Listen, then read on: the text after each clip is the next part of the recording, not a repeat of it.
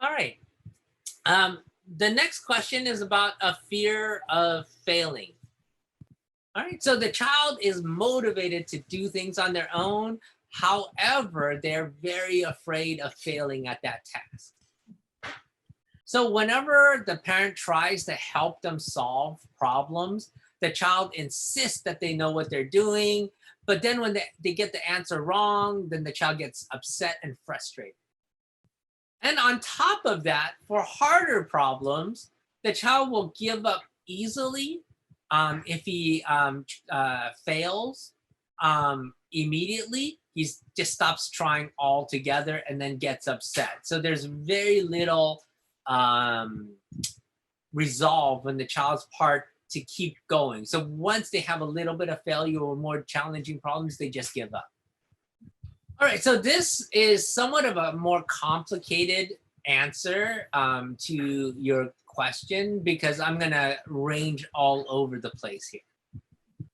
All right, so one of the things that we've learned recently is called mindfulness. You know, mindfulness is basically meditation, but there's a lot of studies right now on just how effective mindfulness is, and that there have been mindfulness exercises developed to help people.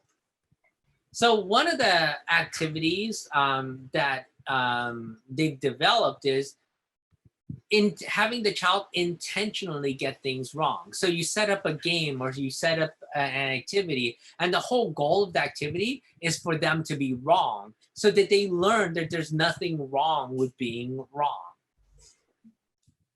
So in this type of game, they might say, this is a shoe, this is a car, where they're intentionally saying the wrong response.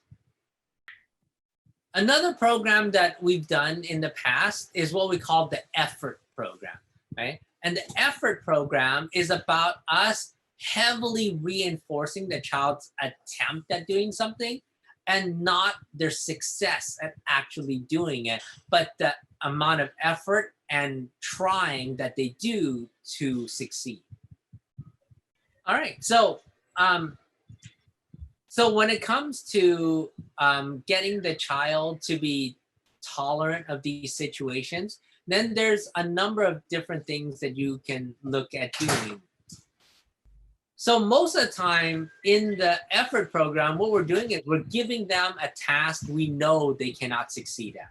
We're giving you an impossible task. We give you a jar you can't open. We give you a package I know you can't access. We're setting up the situation, and I'm giving you a task that I know 100% you cannot succeed at.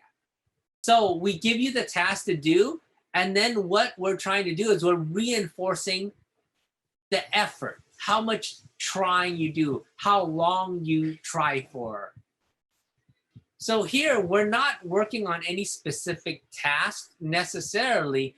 We just want to have the child give as much effort as they can, give 100% effort with any task that we ask them to do. All right. Now, I'm going to go off tangent a little bit again and talk a little bit about sports. All right. So in the US, all of my kids learn the basic sports. So in general, I teach them baseball, basketball, football, soccer, and I teach them all the basics to be able to play so that longer term they can access socialization, they can play with their friends, all of these reasons.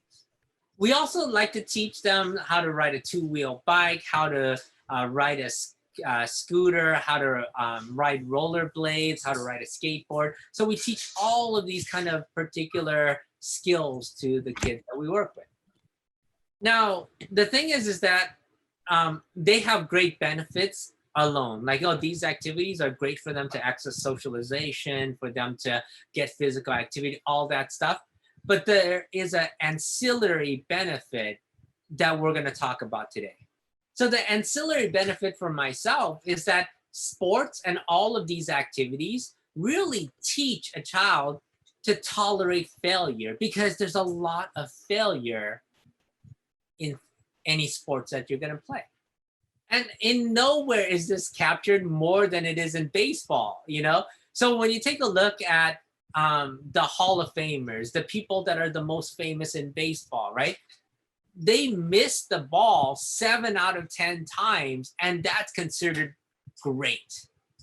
When you're teaching a child to ride a skateboard, you're teaching a child to ride a two-wheel bike, they're gonna fall, they're gonna make mistakes, they might even get a little bit injured, right? But all of those kind of things lead up to success. So all of the practice that you put in, all that stuff, when it leads to success, it teaches them that all that failure was worth it leading up to that success. All right, so we address one part of the problem to some degree, which is like, oh, all these things I talked about from teaching it via other venues, via the effort program, via the doing things wrong type of program. They address the failure side, you know. Now, on the other side of this problem is this refusal for help. And so for myself, a child that refuses help is going to be a child that's not going to be ultimately successful, because we all in life sometimes need a hand. And that the more that they refuse that hand in help, the worse they're going to be. And so for myself, I don't let my kids refuse help. For me, it's about you tolerating when somebody comes in to help, you allow them to help you. All right, so hopefully that gives you a framework and at least some place to start in helping your child with overcoming this challenge.